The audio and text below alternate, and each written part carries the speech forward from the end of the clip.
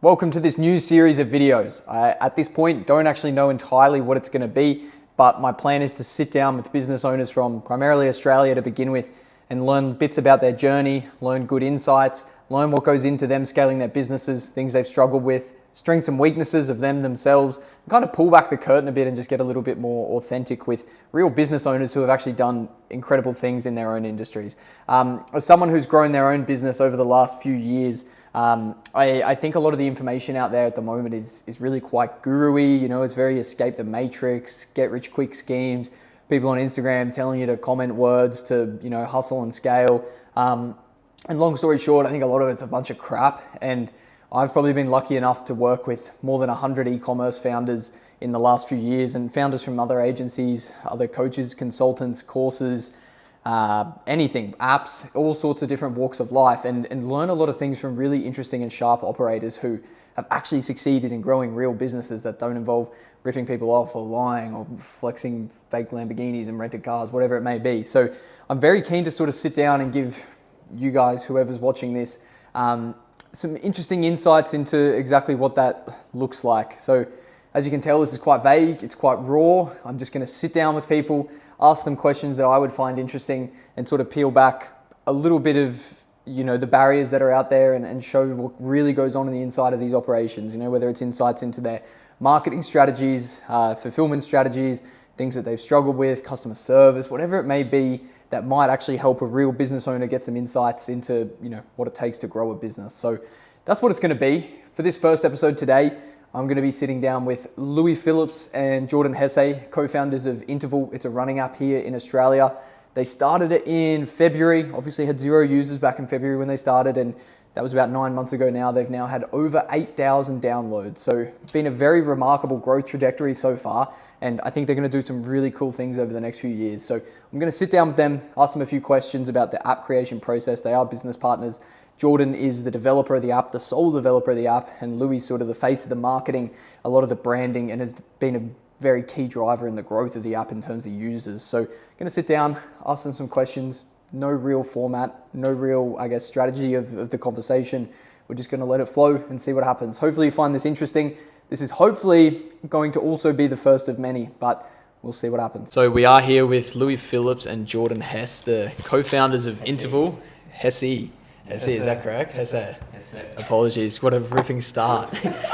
And we're here to sit down. It's INTVL, mate. You know that. Yeah. And we're here to sit down and chat all things the INTVL running app. So we kind of just want to unpack a little bit behind the app. It's obviously, how old is it now? How long have you guys been doing it? 10 months? Yeah, launched in Feb of this year and sort of been building it maybe 6 months before that. Yeah, right. So 6 months of dev in 2023 and then launch in February. I should know this. And then how many users have downloaded it so far in this time? I've got about 8,000 users so far that have come through the app. Nice. That's very exciting. Well, I'm keen to get in and sort of talk about it. I don't think many people get to see sort of like the, I guess, ins and outs of what goes into A, building an app, and B, getting users on an app, and sort of all the work I know from my experience with you guys that went into behind the scenes actually getting all those users in the first place was, you know, that was years of grinding for like a lot of what you were doing on the content side, Louis. So keen to sort of dive into that. But I want to start all of these series for, you know, this one being the first one, with a set of 5 questions for you guys that we can ask everyone. So firstly, for both of you, how long have you been in this business INTVL and in business in general? 12 months? A year and a half, 12 months, I think. Yeah, we've been, how long do you reckon? Yeah, I probably started building it like a little prototype of probably in March 2023, but that was just part-time, just like after I finished work and stuff, because I was working full-time. But then quit my job in December, and then we launched in Feb. It's kind of been a long run. It's hard to tell exactly when we pinpointed. These are quick fire questions. Hard to tell exactly when we pinpointed, like where to pinpoint where we started, because I guess like there's like a year or 2 years before it where you're building an audience, you're giving them free content, free advice, which you're essentially just cultivating that audience. So you can almost say for you, it probably started around the time we first met, which was like 3 years ago? Pretty much 3 years ago, yeah. Sick, so a long time. Yeah. Was this always the plan for you, a running up for you, Lou? Yeah, I think it's like the direction we wanted to go for sure. I think I wanted some kind of product that wasn't just selling programming in a PDF format, because like we've done that before with, you know, like previous businesses and stuff, and it's good, but I don't think it's, you know, very scalable, and I don't think you can kind of help the masses as much. Whereas, you know, an app is just such a perfect platform, and something that we can really develop and build to have a lot of fun involved as well, which is like the gamification side. 100%. What about you, Hess? Running up, do you see yourself doing that? No, not really, because it just sort of came to be. I don't know, like I was living with Louis as housemates, and then sort of the opportunity came up and sort of shoot my shot, and then sort of just came out that way. In your full-time job before INTVL, you obviously had developing experience. Not really. I was a data analyst as my previous job, so a little bit of coding and stuff. But so you built INTVL with a little bit of coding experience, and have now since built a whole app. Yeah, well, kind of. I did computer science at university. I studied that, so like sort of lays the foundations. Learn like a lot of the theory, and then you sort of just learn the languages and the frameworks and learn on the job. Learn as you go. That's the way. And then for you both, I guess since starting INTVL specifically, what has been your biggest struggle? Biggest struggle, and it's not even a struggle, but I think it's more like something I thought would be kind of easier for us than most other businesses, just getting like a huge onboarding of people and leads, and getting them straight onto the app, and then, you know, you're kind of sweet and good to go. But it's actually been like getting leads has been pretty difficult, I'd say. Yeah. Like we've managed to fight through it, and we're able to do that, but trying to figure out a way to do that that's not, you know, you're not smashing your socials, you're not saturating people with ads all the time, and you're proving that there's value and people wanting to actually sign onto the app. 100%. What about you, Hess? Say the question again. What's been your biggest struggle? Like, it could be dev, it could be the same as Louis, but obviously you've had a different role in the business. Yeah, true. Biggest struggle, I'd say, would just be sort of, it's the first sort of proper business that I'm in. You don't know a lot, and you're sort of learning as you go, and you don't know if you're doing the right thing. So you just sort of got to not make it up on the spot, but you sort of learn as you go, pretty much. Yeah, for sure. So for you guys now, you've been in business, INTVL launched in February, 8, 9 months in, you've got over 8,000 downloads or something thereabouts. What is the biggest area of focus for you going forward? It's obviously like you get to a crunch point where you've probably been doing a lot of the same acquisition strategies, getting users the same way, working on developing the app. But what does the sort of next 6 months look like for INTVL from both of your perspectives? I think, so like Hess has cooked up the product is incredible. For anyone that's gone on INTVL, like it's a really seamless experience. We're so proud of that, and we put a lot of time, effort and money into the development of the actual app. Now it's that kind of, it's building it out and getting more people involved. Get it flying. That's exactly. And fill out the community groups. Yeah, because like I guess when we first launched, like we didn't really pump it that hard on socials, and we didn't do any paid advertising. It was all just organic stuff, and that sort of gave us the chance just to build out the product, get feedback, and sort of iterate on that, and just build it to a spot where we're happy with the quality that it is before we can scale up. And I guess the next 6 months we just sort of venture into more like the paid advertising route. Yeah. And just sort of acquisition at a high scale. Yeah, that makes sense. And we'll get into that in a little bit. But I guess final question before we get into a bit of like nitty gritty behind some of the strategies you've used. But what's something you thought would work so far in the first 9 months of launching INTVL that didn't? Something we thought would work. That's a good question. What do you reckon? I mean, it's kind of back to that. You know, I'll hold this. It's kind of back to that thing of, probably naively thought, you upload something, hey, we got this app, we price it really competitively. In fact, it's like pretty well priced compared to all our competitors. Yeah, half of what the competitors are. Yeah, but like getting people onto the app has probably not been as easy as we thought it would be. So I guess that's what it would be. That's like, I genuinely thought it'd be like launch app, upload a few stories and a reel or two, get a mass integration onto the app, and then we're sweet. Yeah. But obviously, like, it's business. That's just not how it works. Yeah, everything takes time. So.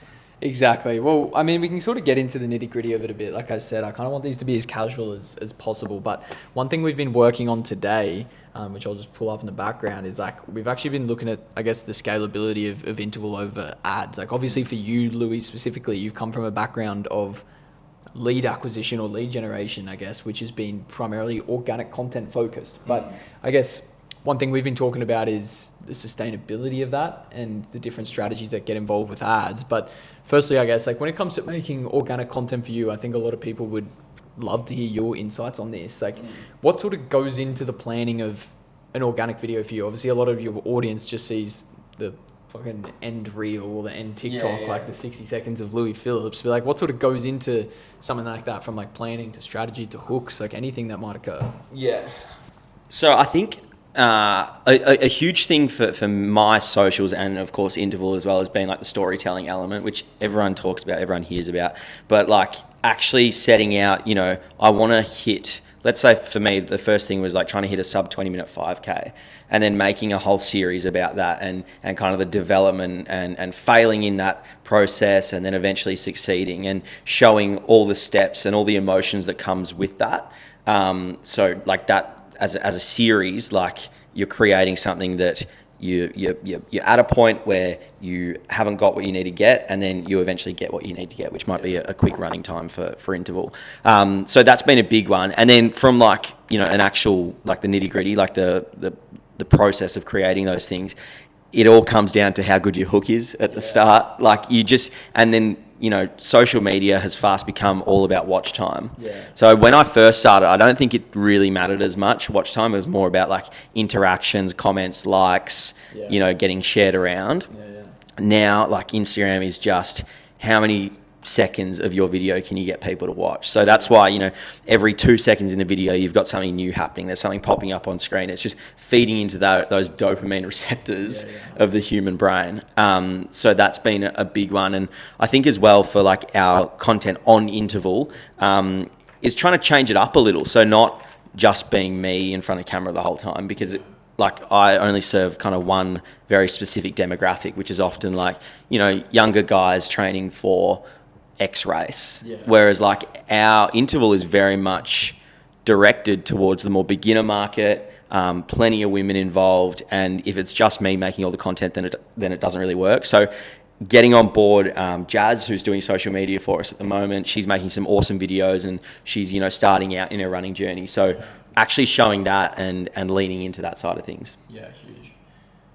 And for you, Hess, like when I guess it comes to like obviously being in a developer role, I guess from what I see, you guys have pretty split roles. But when it comes to like customer acquisition, it's obviously something that you both care about. So it's like, do you have much say in like, or do you ever sit down and like plan the content with Lou, or do you both sort of prefer to stay in your own lanes in that regard? Yeah, I think we probably stay in our own lanes and just do what we do best. Trust Louis to make the videos. Yeah, and I just sort of focus on development and just sort of, like Louis will just be getting them in the door, and then my job, I guess, is making the product as good as it can be, just to sort of keep them engaged and keep them like enjoying the app. Yeah. So they stay on.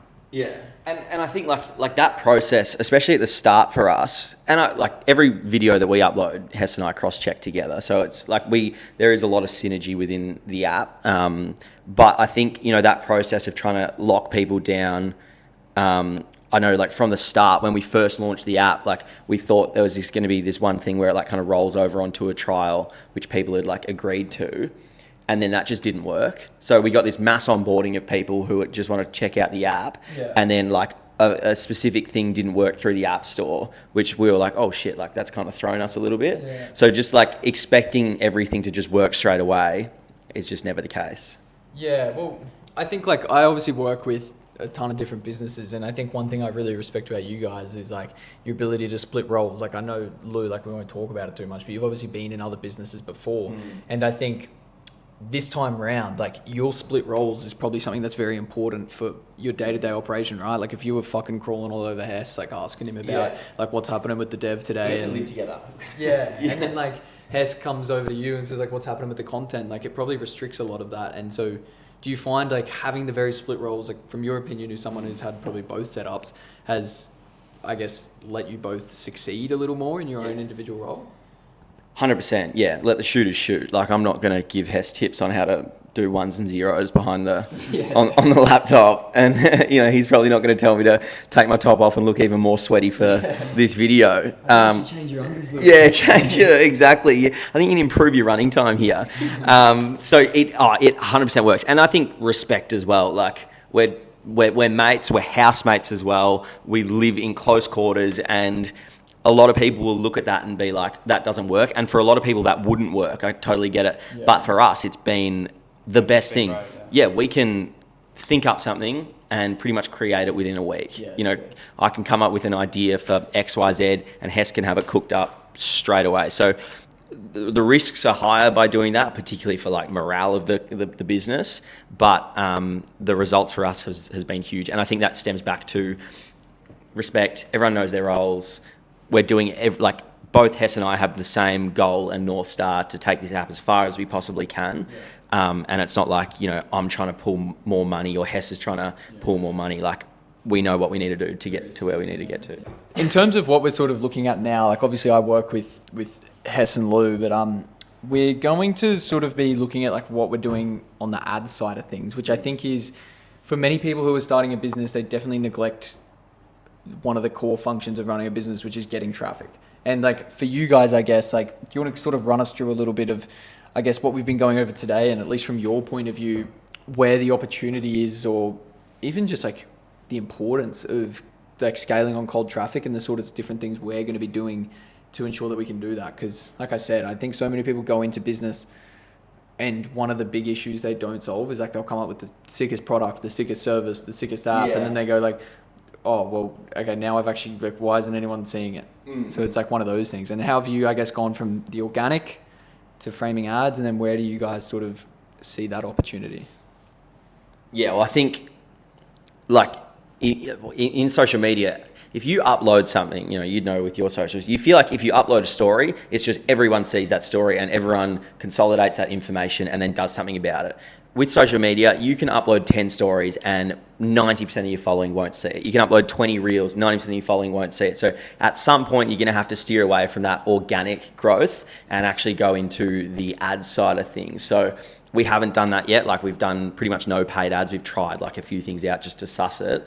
But this is kind of our next big step for the business, which is creating paid ads and tapping into a whole new audience and essentially getting a whole new group of leads. And I think that's really important because, I know from my perspective, the second we started selling a product, which is INTVL, like, hate goes up tenfold. People straight away, especially in Australia, it's like, no, you can't do that as like influencer app and all that, which is fair enough.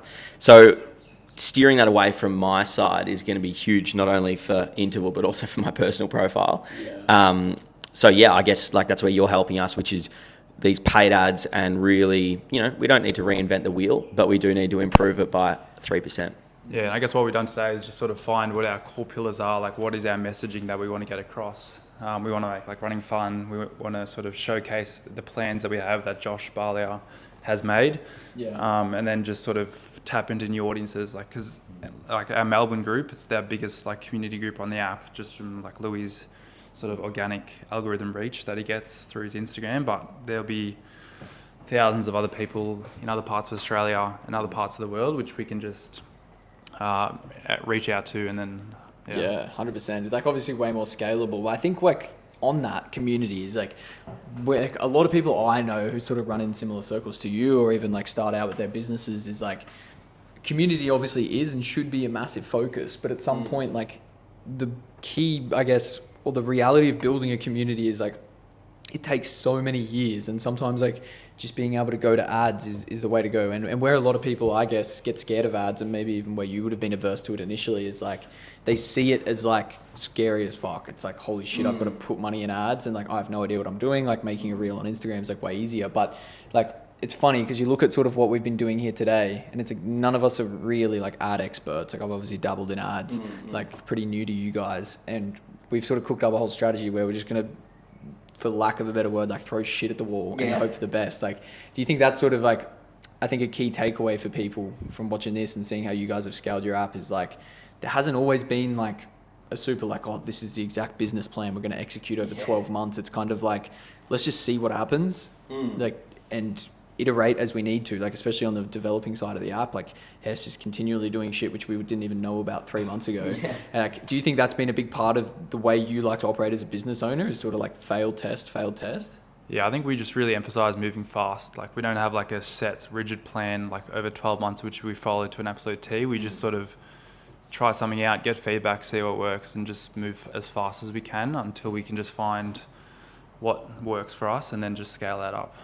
And it's ever evolving. Like, you know, I think if we 12 months ago, it would have just been like, we want running app, running programming, help kind of beginners. And like, we still have that as a rough structure, but I think in general, it's like we're evolving now. We want to gamify, we want to help people in a different way, because there's already apps out there that can just do the, you know, A to B. Like, we want to have a little bit of fun along the way. And I think allowing that creative energy to flow is really important for any business. Yeah, I think a number one like advice that I always give is like just agility and speed to execute. It's like come up with the idea and then work out how you're going to do it later. Yeah. So I think like, I mean, we'll start to slowly like wrap this up, as I don't want these to be like massive long form videos, but if you had to give, I guess, one piece of like tangible advice, you know, not like have a cold shower or fucking wake up at 5 a.m. Like one piece of like tangible advice to like someone who's starting a business, or was potentially even Louis Phillips last year thinking about launching like an app, like what would that be? And then same for you, Hesse. I mean, this is so cliche, but it'd be resilience for sure. Like, it is not going to be easy. Even just going through stuff like filling out contracts, it's a good thing that is difficult, because it weeds out so many people who are actually not that serious and passionate about it. Like, we've been working on this same thing with lawyers for like 5-6 months now, just to try and get it done, and it's like back and forth with contracts, and it's stuff that I would just normally give up on. So like, having that resilience is like so important. And if you think you're going to start a business and it's just going to be smooth sailing, you're tripping, you're joking. So that'd be mine. Be resilient. Yeah, just hard work, a lot of long hours, and just keep your head down and just stay committed to like what you set out to achieve. Because like there will be ups and downs. Like I know in winter for us, like it was a bit brutal. Like that's a good insight. Just because no one likes to run in winter, so like you lose a few subscribers here and there. But yeah, just like keep building out the product, just keep working, and just keep moving forward. I think one thing a lot of people can learn from you, Jordan, is like, even what you were saying before, like you literally hadn't built an app before INTVL, and now you've built this like fully functioning app with like 8,000 people. It's quite like remarkable. And like, would you say almost like a key learning is like just work shit out on the go, like what we were just saying, like, because I'm sure if chuck you yourself in the deep end and just you could have easily talked yourself out of like, oh hey Louis, like I don't think I can actually build this app, like I'm not qualified, and you could have gone and spent 200 grand on some stupid developer, but like Jordan's probably done a better job than anyone else could. So like, yeah, I think that's a really sick thing. Is there anything else, I guess, along that journey that like any key realizations you had about yourself even, or about like running the business that I guess you learned in building a whole app from scratch in like 6 months? I don't know, maybe just like you look at a big company and they've got like 500 employees. Like at the end of the day, it's just people, and then it's all about the people you have in your team. And if you back them in, like you're going to get there eventually. So if you can surround yourself with people who you know will like align with you and share the vision, like you'll get there eventually. It's just a matter of time. Yeah. So. Nice. All right. Well, I mean, one last question for you guys. Where should we look? If we look back on this video in 1 year's time, what is the goal for INTVL? Oh, great question. I think in a year's time, we definitely want to have some seriously good tools for running out there that are moving the needle for runners in general. And, you know, if you're listening to this now, that may come across as like pretty funny, because like we're just two guys kind of creating something out of our room. But like we really believe, and I strongly believe with Hesse's ability, like we can create these run club finders, we can create this, you know, game terror that is going to revolutionize running. And I think there is space in the market for that to happen. You know, a lot of people think like, oh, well, there's Strava and Runner out there, so just give up. But we're thinking of different ways to kind of, get into the market and become a real tool for runners. So that's where you should keep your eyes. Yeah, just put your own spin on it, make it fun, come up with cool new features. Like every few months there's a new like crazy tech thing you can do. Like you've seen it with AI, how it's unfolded in the last year. Like everything just evolves so rapidly. So if you can just roll with the tide, you can just make something better than what the sort of competition has already. I'm calling it now, December 2025, 100,000 users for INTVL. Light work. All right. Well, thank you for your time, lads. Appreciate it. Appreciate these insights. I know a lot of people who were probably in your shoes a year ago, or even are in your shoes now, will take a lot of insights from that. So appreciate the time. Cool. Thank you, mate. Love what you're doing. Thank you. Easy. Good stuff. Nice. That was I great. feel like that was some good learnings. Yeah.